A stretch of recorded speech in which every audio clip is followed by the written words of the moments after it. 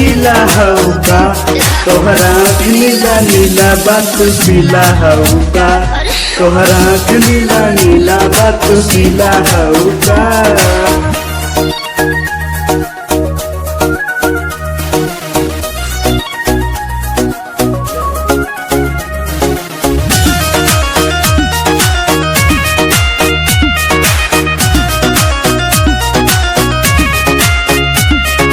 सेब नियन गलिया बा पिंक उठल लिया बा मारत जान तोहर कान में के बलिया बा।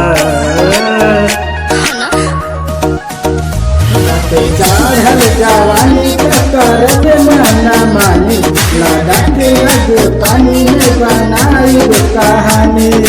चावल सिझा बेला गरम पतीला हौका तोहरा नीला नीला बात पीला हौका तोहरा नीला नीला बात पीला हौका।